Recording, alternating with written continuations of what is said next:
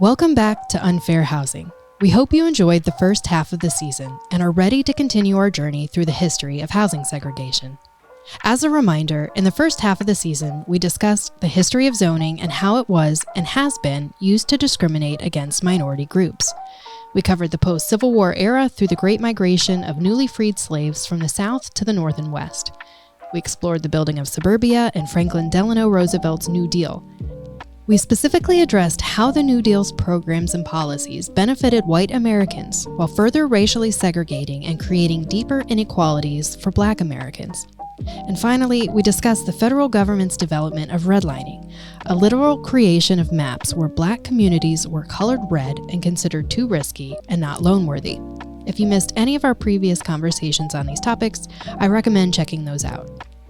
As a reminder, we welcome comments and lively discussion on the topics we raise, but we ask that kindness and consideration be used when making and responding to comments, and that you refrain from using threatening or violent language. Before we get started, please be aware this episode includes discussions of the realities experienced by Black Americans in the South. This episode especially will cover emotionally heavy and disturbing stories of how successful Black Americans were treated when trying to either integrate into a mixed-race society following the end of slavery, or thrive in the segregated silos created through government policy, housing industry practices, and reactions to integration by neighboring white residents. Some of these stories will be difficult to listen to, but they are also incredibly important to understanding the real impact segregation and discriminatory housing practices had in our communities. So we encourage you to listen with care and take breaks as needed. Okay, so let's get into it. Once slavery was abolished in the South, life as a Black Southerner changed, but it didn't necessarily get easier. Though some level of freedom was finally afforded to the formerly enslaved Southerners, such as the ability to establish communities, like we discussed in episode 3, plenty of barriers stood in the way of their success. One of those barriers was violence. Between 1870 and 1950, more than 4,000 lynchings occurred in the South. Florida had one of the highest rates of lynching in the United States. Lafayette, Baker, Hernando, and Taylor counties had the highest rates of lynching per resident, while Orange, Columbia, and Polk counties had the highest number of lynchings in the state. Not just in the South, but throughout the country, lynchings were used as a way to terrorize Black Americans, sometimes related to an accusation, not a conviction, of a crime, such as a rape of a white woman, and sometimes lynchings were used to punish mere supposed social transgressions, such as looking at a white person in the wrong way. The fear and intimidation raised by these terror lynchings caused many Black Southerners to migrate north and west, as we discussed a bit in episode 3. Unfortunately, as we also mentioned, this movement didn't necessarily result in less violence. Over 300 lynchings occurred outside the South, and many local cities, towns, and suburbs came up with ways to keep Black Southerners from settling among the current white residents. One of the most aggressive efforts to prevent this was through the creation of sundown towns. Sundown towns were areas where Black people and other minorities were not allowed after sunset, so basically towns inhabited by only white people. Many tactics were used to create such environments, some as simple as signs in the area prohibiting Black people after dark, while others were more sophisticated, such as the tactics we discussed so far, like racial zoning laws and restricted covenants. But other tactics were much more straightforward. As we previously discussed, violence was a response to the growing Black population in the North and West during the Great Migration, but violence was also used in the South to encourage, more directly put, force Black Southerners to relocate, which created sundown towns in the South. There were several in Florida, including many in Central Florida.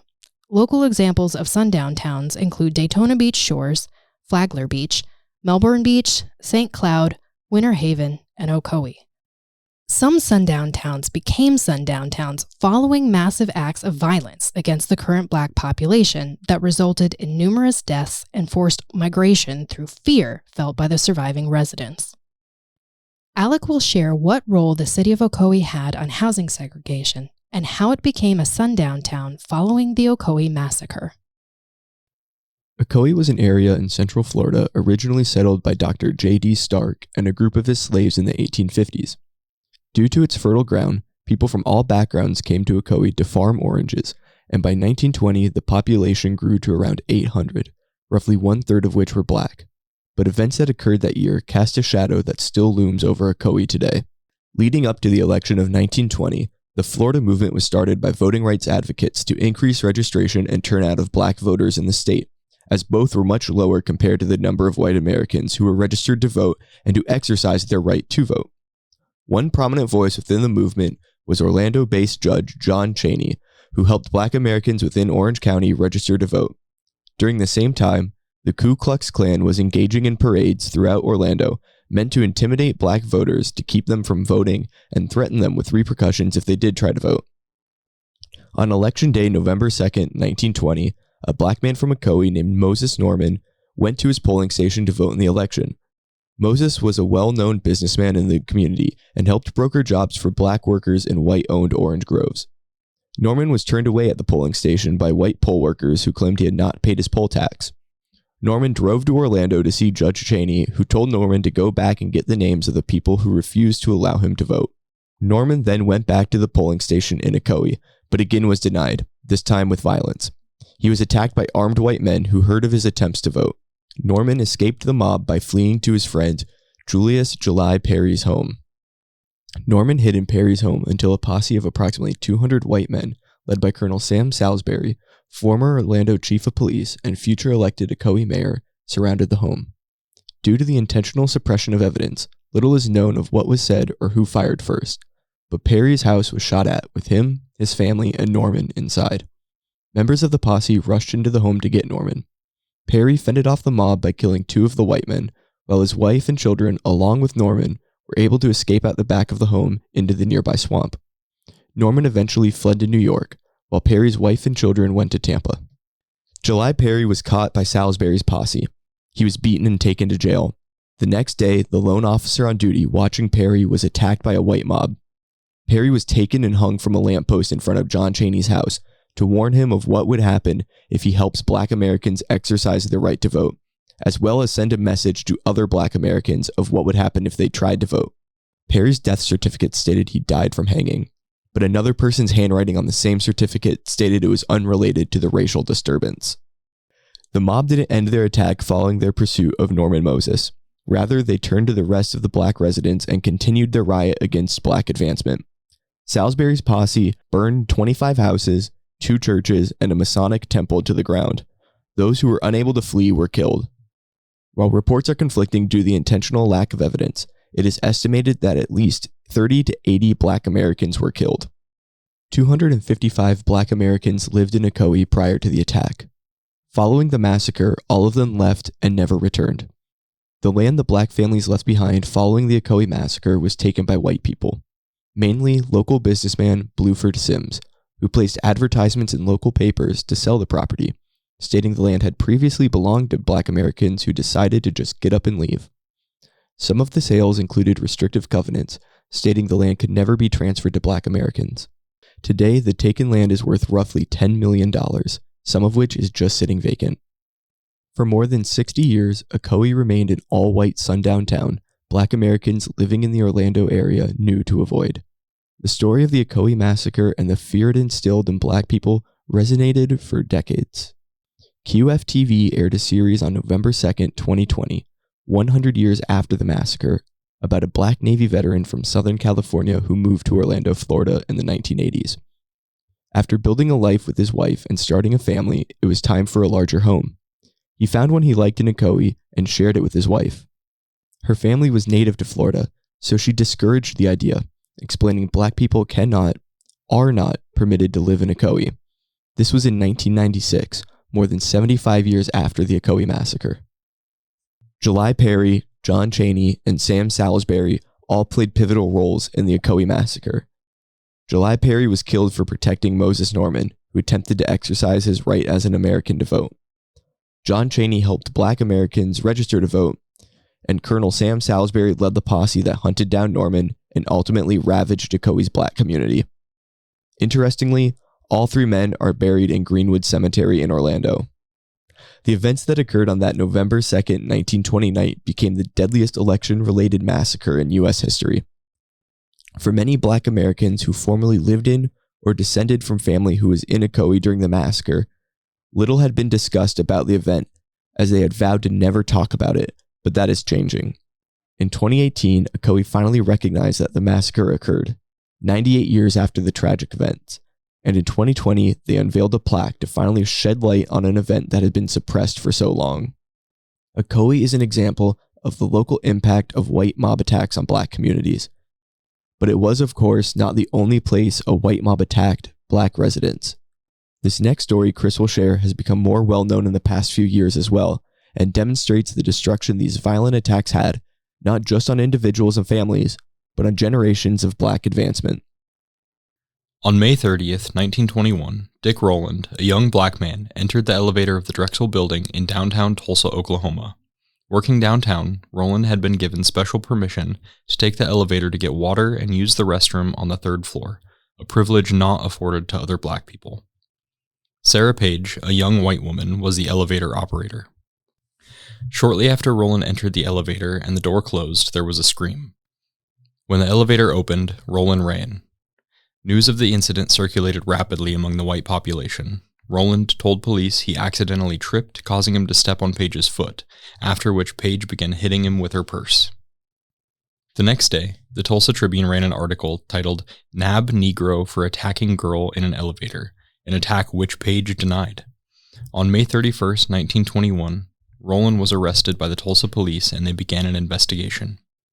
According to the Center for Public Secrets, an organization run by a Tulsa historian, the motivation for arresting Rowland may have been motivated by him more than what actually transpired in the elevator.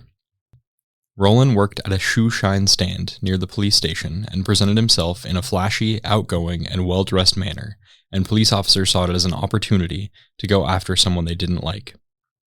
The headline in the arrest led to a confrontation between armed white and Black people. Some estimated the Black citizens were outnumbered by several thousand white people. Meanwhile, the sheriff and his men barricaded the top floor of the courthouse in order to protect Rowland. A struggle ensued and a gun went off. The outnumbered group of Black people fled to the Greenwood District. The Greenwood District, also known as Black Wall Street, was a thriving business district that developed post-World War I. The neighborhood was full of successful Black-owned businesses and had a surrounding residential area full of affluent Black residents. Following the events of May 31st, 1921, all of this came to a grinding halt. In the early morning hours of June 1st, 1921, around 10,000 white people descended upon Greenwood. They looted and burned buildings, homes, and businesses. The violent attack got so out of control, Governor J.B.A. Robertson declared martial law and called in the National Guard. National Guard troops assisted in putting out fires and took custody of the already captured Black people from the white mob, but not to offer them protection. Rather, the National Guard proceeded to imprison over half of all Black Tulsans who were not already jailed, over 6,000 people. Black Tulsans were then kept in the convention hall and fairgrounds, some for as long as 8 days, as the events of the Tulsa Race Massacre wound down. It took 24 hours to stop the violent eruptions. The aftermath? 35 city blocks were demolished, more than 1,000 homes were burned, and more than 300 Black-owned businesses were destroyed. Additionally, more than 800 people were injured, and though reports at the time only noted 36 deaths, historians now believe as many as 300 mostly Black people were killed.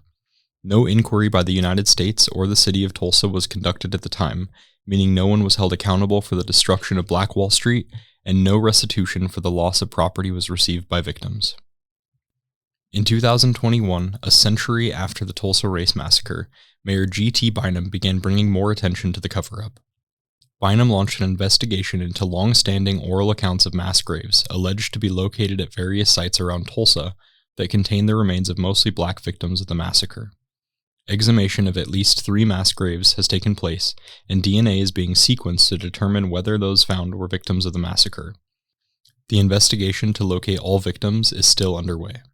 Today, in the area where Black Wall Street stood, residents received nothing to rebuild, and the neighborhood is far poorer than the rest of Tulsa, according to a recent PBS article. We'll take a quick break, and when we come back, Morgan will discuss how individual advocates stood up against Southern white intimidation in hopes of changing the status quo to improve the lives of Black families across the country. Hey folks, Alicia here again. We hope you're enjoying the Unfair Housing podcast so far. Thank you for joining us, and remember, if you or someone you know is experiencing housing discrimination, Or if you would like to schedule a fair housing training, contact our Fair Housing Unit at 800-875-8785. That's 800-875-8785. To see if you qualify for other legal assistance, contact the CLS helpline at 800-405-1417. That's 800-405-1417. Don't forget, give us a like and a follow, and please share the series with your friends and family. Also, be sure to follow CLS on Instagram, Facebook, and X. Welcome back. As Chris mentioned, many civil rights advocates in the South risked their lives and livelihoods to improve the lives of Black Americans. Two of those advocates are Harry T. and Harriet Moore. Harry Tyson Moore, aka Harry T., and his wife Harriet Moore were extraordinary people. They helped organize Central Florida's branch of the National Association for the Advancement of Colored People, commonly known as the NAACP. Harry T. eventually became the president of the Florida chapter, and under the Moores' leadership, the Florida chapter of the NAACP grew to over 10,000 members and more than 60 branches across the state. Harry T. Moore grew up in Jacksonville and Suwannee County, Florida. After graduating from high school, he went on to teach at an elementary school in Brevard County. It was there he met his wife, Harriet Sims. After marrying, the two attended college at Bethune-Cookman, a historically Black college in Daytona Beach, Florida, and both continued to teach. The couple settled in Mims, Florida. Harriet's family had acquired land on the white side of town. Upon their marriage, Harriet's family gave the couple 1 acre of land as a dowry. This is where Harry T. and Harriet built their home. Eventually, they were able to acquire 3 more acres of land that Harry T. used as an orange grove to supplement their salaries as teachers. As educators, the Moores worked for the Brevard school system in a school designated for Black students.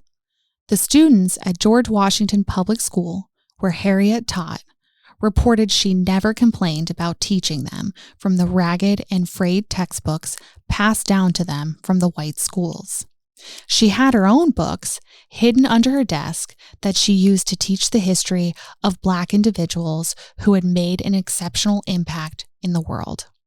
Harry T. was instrumental in leading the campaign for equal pay for Black teachers in public schools. Eventually, the Moores were fired based on Harry T.'s work on the campaign for equal pay for Black teachers and for the couple's dedicated advocacy for equal rights. Following the conclusion of Harry T.'s teaching career, he began working for the NAACP, but now in a paid position, where he continued his advocacy efforts on registering Black citizens to vote. He founded and organized the Progressive Voters League of Florida and was able to register over 100,000 eligible Black voters. Along with registering Black voters, Harry T. was also involved in the investigation and search for justice for victims of lynching and wrongful prosecution of Black people in Florida. Specifically, he was involved in the investigation of the Groveland 4 case, where 4 Black men were wrongfully accused of raping a white woman in 1949. While taking the Groveland 4 into custody, one of the accused was killed by a white posse gathered by the sheriff. The surviving accused men were convicted in Lake County the same year. With the assistance of Harry T. Moore and the NAACP, this case was appealed to the U.S. Supreme Court, and in November 1951, the Supreme Court overturned convictions for 2 of the men, requiring a retrial. Of note, the sole minor accused of this crime was too afraid to appeal his conviction and remained in prison until he was paroled in 1962. While transporting the men back to Lake County for retrial, an incident occurred. Local Sheriff Willis McCall claimed the men tried to overpower him and escape. Sheriff McCall shot both men, killing one. The surviving man told the FBI Sheriff McCall shot them without instigation. After hearing the survivor's account of the shooting, Harry T. called for McCall's suspension and for McCall to be charged with murder. But no charges were ever filed, and Sheriff McCall would go on to be reelected as Lake County Sheriff for 5 more terms. Soon after Harry T's efforts to assure McCall's accountability, on December 25th, 1951, the Moores settled in for the evening after celebrating both the Christmas holiday and their 25th wedding anniversary. Shortly after going to bed, a bomb that had been placed directly under their bedroom detonated. The Moores were taken to the hospital, but not the closest hospital. The closest hospital that would treat Black patients was located 30 miles away in Sanford. It took over an hour to get there. Harry died before they could make it. Harriet was conscious, but was suffering from internal bleeding. She died 9 days later. The couple left behind 2 daughters, one of whom was in the home at the time the bomb detonated, but thankfully was not physically injured. She was certainly affected. Tragically, she died at age 43 of alcoholism. No one was ever charged in the murder of Harry T. and Harriet Moore. Over 50 years later, the FBI did reopen its investigation and identified Ku Klux Klan members as having planted the bomb and murdering the Moores on Christmas Day. But none of the men were held accountable for their actions. One died a year after the bombing. One was killed in a car accident while driving drunk. One took his own life, and one died of cancer, sharing the story from his hospital bed.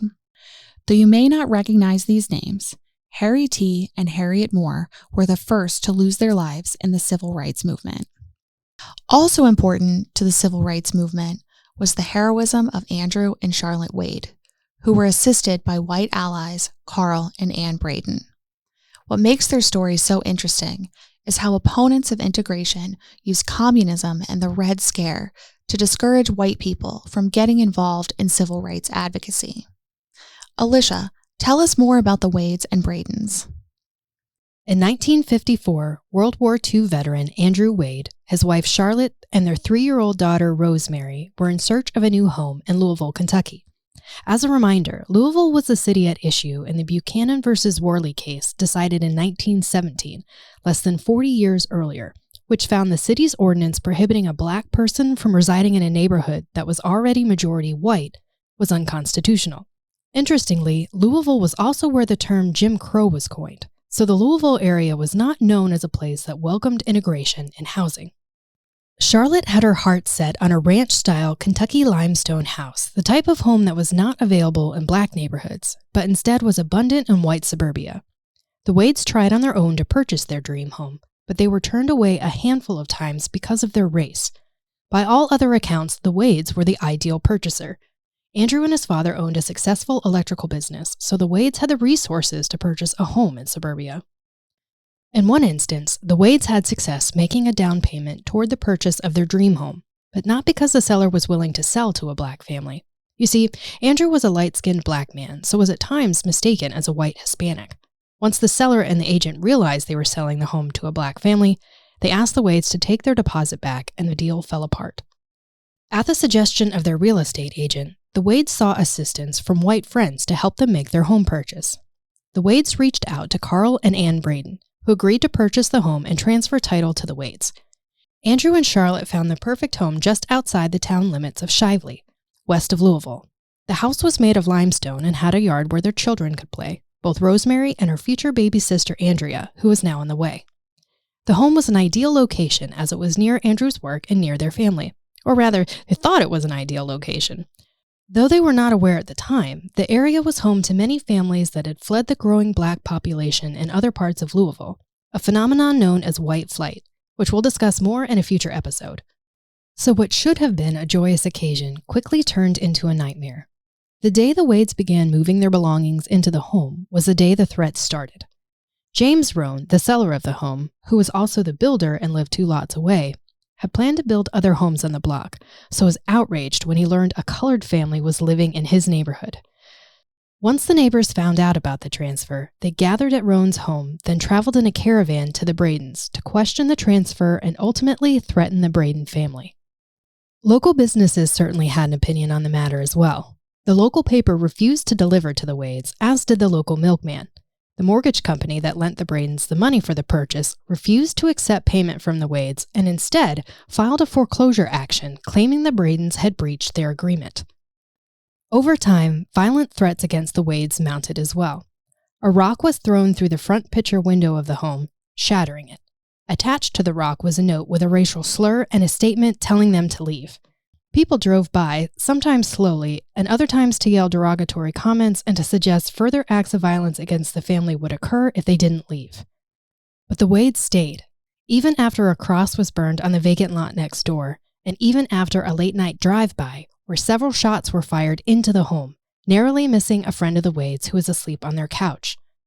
Andrew's comments in the matter were, "We intend to live here or die here," understanding that if they were to give up, they would be devaluing the rights of all Black families who simply wanted an adequate and desirable place to call home. Despite reporting the violent incidents to local law enforcement, and despite securing a confession for the burning of the cross from Buster Roan, James Roan's son, no arrests were made for any of the violent acts against the Wades. Officers were placed on duty nearby after the shooting, a request the Wades made often prior to the incident, but that went repeatedly ignored. However, the officers spent most of their time conversing with the Roans, so the effort didn't provide much security in the minds of the Wades. At this point, the Wades and Bradens took measures of their own to protect the home and formed the Wade Defense Committee, a group of Black and white volunteers who agreed to assist the Wades with whatever was needed, including staying at the home 24/7 to keep it under constant surveillance. The police presence also did not deter future violence. On the night of June 27, 1954, the Wades came home from a gathering with friends, which also happened to be the first night the home went unguarded by the Wade Defense Committee for just a few hours. As they drove down the dirt road leading to their home, lights flashed in a triangular pattern around the property, witnessed by members of the committee who were seated on the porch. The Wades exited their car and joined their friends. Moments later, the home exploded from a bomb that had been placed under Rosemary's bedroom. Luckily, she was not there at the time, but a member of the Wade Defense Committee was inside, yet somehow escaped without significant harm. None of the white neighbors came outside to see what happened or to offer assistance. The bombing left the home uninhabitable, so the Wades moved in with Andrew's parents. Andrew had every intention to stay and rebuild the home. Charlotte, on the other hand, was not comfortable returning to the neighborhood without the people responsible for the bombing behind bars. Unfortunately, that never happened. And even more unfortunate for the family, the Wades would never live in their dream home in Shively again. Rumors suggest someone confessed to the bombing, but no one was ever brought before the grand jury, except the Bradens and other members of the Wade Defense Committee. Rather than conducting a criminal investigation into the bombing of the home, the Commonwealth of Kentucky's attorney, Scott Hamilton, launched a McCarthy-style investigation into both the Bradens and the Wades, convinced the entire incident was a communist plot to stir up trouble between the races. Carl and Ann Braden were questioned about their political affiliations and the literature kept in their home. Since they were both journalists and defenders of democracy, it was no surprise their library was extensive and broad. Both were indicted by a grand jury for sedition, on the notion the couple intended to overthrow the Kentucky government.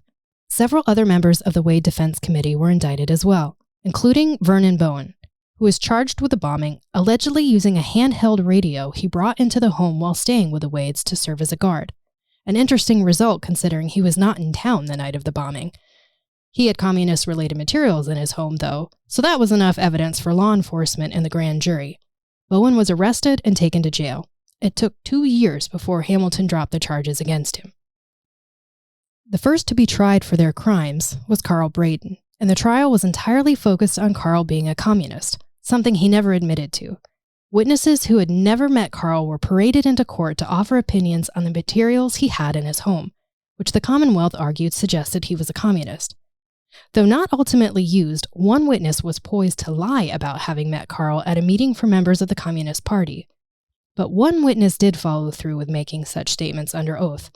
On the final day of Carl's trial, Alberta Ahern, a member of the Wade Defense Committee, testified she had attended communist meetings at the Bradens' home. Carl was found guilty and sentenced to jail for a year. He served 9 months of the sentence before he was released following a Supreme Court decision negating all state sedition laws. While in state prison, Carl spent 42 days in solitary confinement. Though Andrew was never charged with a crime related to the bombing per se, during the investigation, he was arrested by officers patrolling the neighborhood where his home was bombed. Andrew attempted to enter his own home with a friend of his to do repairs. Local law enforcement had previously requested a list from Andrew of people who would be entering his property. This particular friend was not on the list, so the officers would not let them enter. Andrew insisted and was ultimately arrested for breach of the peace and disrespecting an officer of the law. Scott Hamilton maintained his stance on the Wade bombing until he took his own life in 1959. Carl and Ann never spoke to Alberta Ahern again. After the fame from her testimony subsided, she became a recluse until she died. The other members of the Wade Defense Committee who were charged with sedition all lost their jobs and all ultimately left Louisville, mostly to get away from the stigma that now followed them. Carl and Ann Braden continued to advocate for equity and were heavily involved in the civil rights movement up until each of them died. As mentioned, Andrew and Charlotte never moved back to their home in Shively, and no one was ever held accountable for the bombing. Instead, the Wades moved back to an older black neighborhood, unable to afford new homes built for black buyers due to the economic hardships imposed by the Shively home purchase. Several years after the Wade bombing, the home of another black family was set on fire in the Louisville area. In 1985, Robert and Martha Marshall moved from their apartment to a new home on an all-white block, wanting a nice home with a yard for their kids to play in, much like the Wades wanted for their children. Shortly after moving in, white men driving a pickup truck drove by and yelled racial slurs. 2 days later, the Marshall sons' bedroom was set on fire and their dream home was destroyed. When Robert returned home after the fire, a Join the Klan sign and a swastika were on the trees outside. This time, the community rallied in support of the family, and the men responsible were convicted and sent to jail. The incident also led to an investigation that uncovered a number of Louisville police officers were members of the KKK. Even as recently as 2021, officers were discovered to have been former members. Those officers have since left the department. These stories, while difficult to hear, are important to highlight the real tragedy of segregation. Fear, hatred, and violence stood at the heart of the efforts to separate and isolate the races, with damaging and often deadly outcomes for Black Americans. While we can look back now and agree these events were illegal and immoral, what remains is the lasting impact that they had on shaping our communities.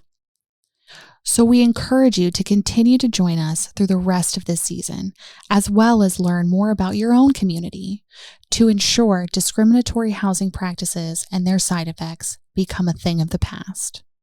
Thanks for joining us this week. We hope you enjoyed today's episode. If so, give us a like, follow us on Facebook, Instagram, and X, subscribe to the podcast, leave us a comment, and share our information with your friends and family. We look forward to having you join us next week. We'll see you then.